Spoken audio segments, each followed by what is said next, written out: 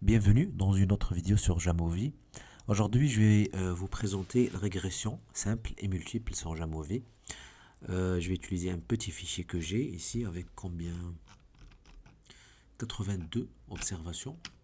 82 observations, ce sont des marques que vous connaissez. Donc on a ici pour chaque marque ils ont des comptes sur les réseaux sociaux et pour les comptes de ces marques-là, on va essayer de prédire, de comprendre le nombre de followers qu'ils ont. Est-ce que c'est lié à l'engagement qu'ils ont sur les réseaux, le nombre de posts qu'ils émettent, le nombre de vidéos et le nombre de photos qu'ils ont sur les réseaux sociaux. Donc on va essayer de prédire le nombre de followers. Vous savez bien que le nombre de followers aujourd'hui est une variable importante pour un réseau social et c'est déterminé par plusieurs variables, parmi lesquelles celles que je viens de citer. Alors, pour faire une analyse de régression, bien sûr, il faut partir sur Analyse ici, cliquer sur Régression. Et on va cliquer ici sur Linear Regression, c'est-à-dire une régression linéaire. On aura d'autres techniques comme la régression logistique, on va la voir dans une autre vidéo. Donc la régression linéaire, qu'est-ce qu'elle fait? Elle va lier une seule variable quantitative, mais il faut qu'elle soit quantitative, comme le nombre de followers ici, c'est un nombre. Elle va les lier à différents types de variables. Alors, il se peut que les variables soient qualitatives ou quantitatives, les variables qui vont expliquer le nombre de followers. Dans notre cas, on n'a pas une variable qualitative, on n'a que des variables quantitatives. Donc, on clique sur Linear Regression. Et après, il va juste nous donner, bien sûr, les différentes variables que nous avons. Alors, moi, je m'intéresse à cette variable followers. Donc, je vais désigner cette variable comme ma variable dépendante et je vais la glisser ici. C'est-à-dire, c'est ma variable y dans le modèle, bien sûr, de régression linéaire. Ensuite, ce que je vais faire au début, c'est que je vais glisser toutes les variables. Ensuite, vous allez voir, il y a la possibilité de construire des modèles sur Jamovi, c'est très pratique. Mais je vais glisser toutes les variables et voir ce que ça va donner ici. Donc l'engagement par post, les posts, les vidéos et les photos. Je vais glisser tout ça dans les covariés. Alors malheureusement photo, ça ne fonctionne pas. Peut-être qu'il ne considère pas que c'est une variable quantitative. Donc je vais la retourner tout simplement. Voilà. Donc ce qu'il vous donne, il vous donne deux types de tableaux. On va parler d'abord du deuxième tableau, qui est le tableau le plus important dans la régression. C'est un tableau où vous avez ici les variables qui expliquent, c'est-à-dire les variables ici, qu'il appelle covariates, les covariables, quoi. Et intercept, c'est tout simplement l'ordonnée du modèle, c'est pas très important dans notre cas, on va pas la considérer. On va s'intéresser aux trois variables. Je commence par l'engagement par poste, la première. Vous avez ici l'estimate, c'est tout simplement le bêta, c'est-à-dire la pente de la droite de régression avec cette variable comme variable explicative.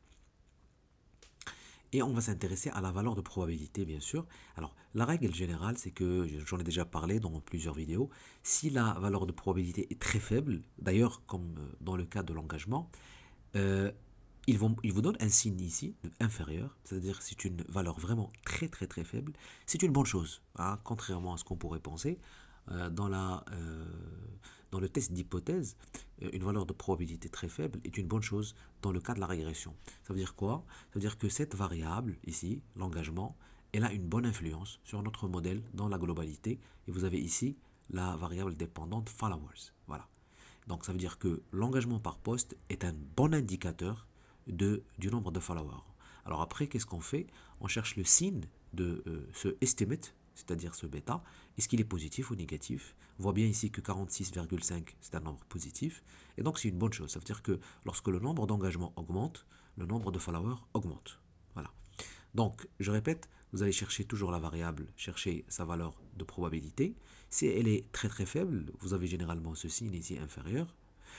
C'est une bonne chose. Bon, là, c'est vrai que le seuil, c'est 0,05, mais vous pouvez trouver une valeur aussi faible que ça. Donc là, c'est encore plus faible que 0,05, c'est inférieur à 0,001, ce qui est vraiment très très faible, et c'est une bonne chose. Ensuite, vous allez chercher l'estimate, voir est-ce qu'il est positif ou négatif. Et bien sûr, vous avez la taille ici de l'estimate, certainement, mais en tout cas, le plus important, c'est ça, c'est d'abord est-ce qu'il est positif ou négatif. Donc s'il est positif, c'est que les deux variables vont dans le même sens, c'est-à-dire lorsque l'engagement augmente, le nombre de followers augmente, bien sûr, ce qui est tout à fait logique dans ce cas ici bien précis. Alors ensuite, on va faire la même chose pour les autres. Le nombre de postes, regardez, la valeur de probabilité n'est pas inférieure à 0,05, ni pour les nombres de vidéos. Ça veut dire que ce ne sont pas de bons indicateurs. Même si leurs valeurs ici sont très élevées et sont positives, statistiquement, ça n'a pas vraiment une influence sur le nombre de followers, le nombre de posts que vous avez et le nombre de vidéos que vous avez. C'est plutôt l'engagement par poste qui est le bon indicateur positif du nombre de followers. Alors ça, c'est la lecture du deuxième tableau. Ensuite, on va passer au premier tableau et là, vous allez chercher le R carré, puisqu'il s'agit ici de plusieurs variables. On ne va pas vraiment s'intéresser à R, on va plutôt s'intéresser à R carré. Et le R carré, vous le multipliez généralement par 100. Si on multiplie ça par 100, on aura quelque chose comme 67 à peu près, pour cent. Donc 67% de la variance, c'est-à-dire du changement du nombre de followers, est expliqué par ces trois variables. Voilà, c'est ça ce que ça veut dire. Ce qui est bien sûr un bon résultat parce que le maximum qu'on peut atteindre ici pour le R carré, c'est 100%. Donc si on a 67% qui a été expliqué par ces trois variables, c'est une bonne chose. Alors en réalité, ce qu'on comprend, c'est que puisque ces deux variables ne sont pas vraiment de bons indicateurs, on pourrait tout simplement les supprimer du modèle. D'ailleurs, c'est ce que je vais faire juste après. J'ai parlé de ça tout à l'heure, construction de modèle. Ça, c'est très pratique. Si vous avez plusieurs variables, vous pouvez sur Jamovi créer différents blocs et comparer entre les différents blocs. D'ailleurs, donc c'est pour cela que ça ne fonctionne pas.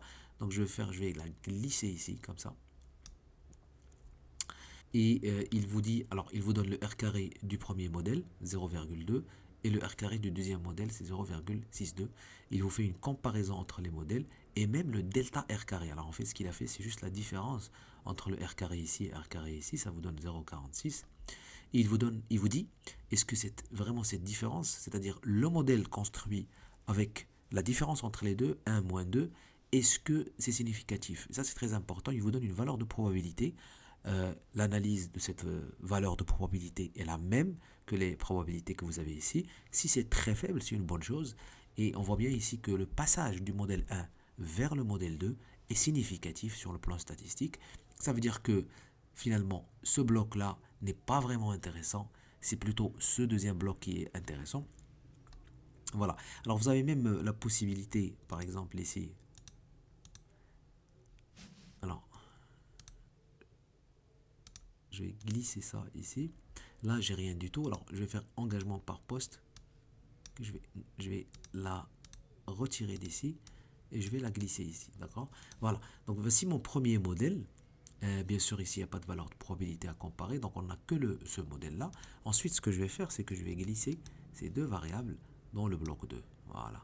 Alors, regardez, il a même fait post fois vidéo. Alors, c'est pas, vous pouvez ici faire que le main effects si vous voulez pas d'interaction, ou bien l'interaction. L'interaction, c'est juste une autre variable qu'il crée, qu'il multiplie. Il multiplie les deux variables, post fois vidéo, et il vous donne même cette variable, est-ce que c'est significatif ou pas. Dans notre cas, puisque les deux ne sont pas significatifs, ni post ni vidéo, bien sûr, ça sert à rien d'utiliser l'interaction entre les deux. Voilà. Mais en tout cas, il y a cette possibilité, c'est intéressant lorsque vous avez deux variables significatives et que vous voulez, est-ce que même l'interaction entre ces deux variables est elle-même significative, vous pouvez bien sûr cliquer sur interaction. Et c'est ce qu'il a fait ici. Et ça vous donne bien sûr un test aussi pour cette variable nouvellement créée. Voilà. Donc ça, c'est une première lecture. Alors, assumption checks, ça c'est indispensable dans l'analyse de régression. Il faut que les résidus suivent une loi normale. Alors ça c'est très simple, je vous conseille d'utiliser le QQ-plot des résidus, ça c'est très pratique. Regardez ici, vraiment c'est problématique. C'est vraiment problématique parce que cette droite ici en diagonale, c'est la droite qui représente la loi normale et on voit bien un écart énorme des résidus bien sûr par rapport à ce modèle-là. Alors ce que je peux faire, c'est que peut-être je devrais supprimer ces deux variables qui ne sont pas intéressantes et voir est-ce que ça s'améliore. Non plus, non plus. Ça s'améliore pas, ça veut dire que y a un problème sur les résidus. Alors, on ne peut pas, bien sûr, garder ce modèle tel quel. Alors, ce qu'il faut faire, peut-être, c'est transformer les variables ou bien voir carrément collecter plus de données. Mais en tout cas, la lecture des résidus, c'est les problématiques pour valider ce modèle statistiquement. C'est le plus important, bien sûr. Collinearity statistics, c'est indispensable si vous voulez voir est-ce que des variables sont très très, bien sûr, corrélées entre elles. Bien sûr, ici, on a une seule, donc c'est 1. Mais si je glisse les deux autres, ça va changer, bien sûr. Et vous aurez ici les VAF. Alors, la règle VAF, c'est que la valeur doit être inférieure à 5. D'autres ouvrages parlent de inférieur à 3. J'ai une discussion très détaillée sur ça dans la vidéo sur R où je parle de la régression multiple. Je vous invite à voir cette vidéo si vous voulez avoir beaucoup plus d'informations sur ce que veut dire VAS et tolérance. Mais en tout cas, les valeurs ici sont voilà, sont faibles et donc il n'y a pas de problème de corrélation élevée entre ces trois variables. Et bien sûr, c'est une sorte de critère ou de règle ou de prérequis indispensable avant, bien sûr, l'analyse de régression multiple. Ensuite, alors, modèle FIT, alors ça c'est intéressant, il vous donne la capacité ou la possibilité d'utiliser le R carré ajusté. Vous cliquez dessus parce que si vous avez plusieurs variables, il est préférable de rapporter le R carré ajusté. Il vous le met juste ici dans le premier tableau. Et vous voyez qu'il y a une légère différence, par exemple 0,66, 0,65. Ça descend un tout petit peu. Et ça, c'est indispensable, bien sûr, à rapporter dans le cas d'une régression multiple. Alors, les coefficients du modèle, c'est pas indispensable, on va rester sur ce qu'on a obtenu. Ensuite, il vous donne la possibilité d'avoir marginal means, bon, c'est pas indispensable. Voilà. Donc, je pense que c'était le plus intéressant. Ce que je trouve vraiment très pratique sur Jamovi, c'est cette capacité d'utiliser des blocs où si vous avez 5, 6, 7 variables, c'est très intéressant d'utiliser un bloc 1, un bloc 2, un bloc 3 et de voir ici avec la comparaison de modèles, le meilleur modèle que vous avez dans la régression avec les variables. Ce qui est aussi intéressant, bien sûr, c'est cette facilité ici de vérifier l'assumption checks. Vous pouvez même utiliser, bien sûr, les plots pour les résidus, mais le QQ-plot est largement suffisant. Et là, bien sûr, la multicollinéarité avec Collinearity Statistics, elle est également indispensable pour vérifier s'il y a un problème de collinéarité entre les variables. Dans notre modèle, il n'y a pas de problème. Le seul problème majeur, c'est celui-là de la distribution des résidus. On voit très bien que cette distribution s'éloigne largement de la normalité. Et ça, c'est un problème dans notre modèle. Il faut le signaler.